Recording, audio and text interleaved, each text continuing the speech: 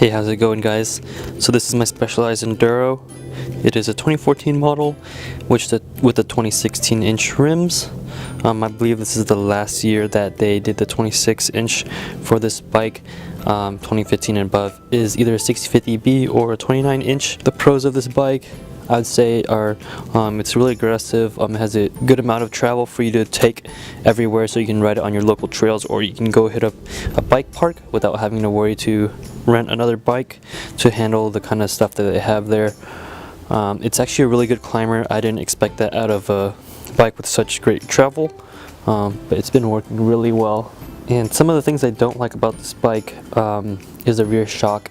It's nice for smaller bumps, but once you take bigger hits and drops, it bottoms out. So to start from the front here, I do have the RockShox Pike RC, and it does have the charger system here. It's actually pretty limited to what you can do with the charger on the RC. I believe the RC3 or the RCT3 is a lot more adjustable, but this is a 35mm stanchion fork.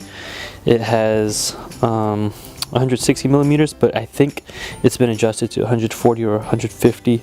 I'm not too sure there, but it works really nice just because I ride this mostly on my local trails, so no problems there. It actually fits that type of riding a little bit more. And moving towards the back here, we have the Fox rear shock.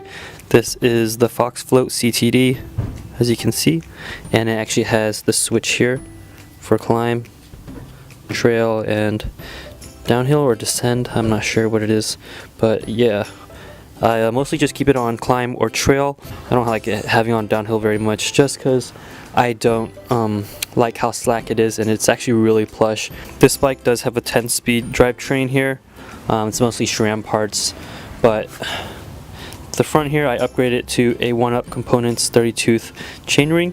I definitely love it. It's been holding up really well. I love the green color on this bike. But yeah, it helps my climbing a lot. In the rear there, I have upgraded the cassette, or actually just the cog, but it is a 40-tooth Wolf Components cog there. Definitely it helps with the climbing. Again, with the 30-tooth paired with that 40-tooth, it actually feels really good on a lot of the climbs. When you just want to rest and kind of chill climb, it's perfect. It doesn't ever feel like you're too low of a gear where you're just spinning and not going anywhere, so that's good. I have a SRAM X9 derailleur here. Nothing special about that, just works. Over here I have these Fire Eye Hot Candy pedals I got from Chain Reaction Cycles. Got them for around $35. They're the composite pedals. As you can see, I beat them up pretty hard, but I've had them on here for, well, actually on this bike for 6 months, but I've had them in total for like a year and a half or 2 years, and they've been actually holding up pretty well. There's not that much play in the spindle. There is a little bit on the other side, and they have this little keyhole here where you can tighten it, so it did help a little bit, but there is still a considerable amount of play in the other pedal. I definitely like the pins on this pedal. They're not too sharp, and they're also not too long, so when you're riding and you need to adjust your foot, you don't feel like it's completely stuck. You also don't get cut up, or if you strike your shin or your calf and start bleeding, so that's definitely a plus. So up top here we have the D&M dropper seat post. I really like this seat post just because it's super reliable. It's really cheap. It's about 140 bucks on Amazon. The only thing I don't like about it is, if you can see the base here, it's about 1.5 inches thick. That doesn't let the seat go all the way down when you drop it, and for me, with someone who has like short legs, you actually want it to go all the way down just so you have a little bit more clearance. Sometimes it does get in the way while I'm riding, but it's not a huge deal. In the front here I have a Minion DHF 2.5 tire. Really helps with cornering and all the grip that you can get with the front tire, especially climbing in technical loose terrain. And in the rear over there I had that same tire, the DHF 2.5. It might be a little bit too much for trail riding, but it definitely does help with the grip, especially when you get pretty rowdy on the trails and in the corners, trying to take the berms as hard as you can. It actually sticks to the ground really well. I had 2.3s in the front before from a Specialized Butcher. In the rear I had like a Maxxis Ardent 2.25, and what I can say about these tires compared to those, so much more grip. I don't notice that much difference in weight or climbing. They feel just about the same, so I'm not too worried about that. It's a lot more fun to have a ton of grip. But yeah, that's pretty much it.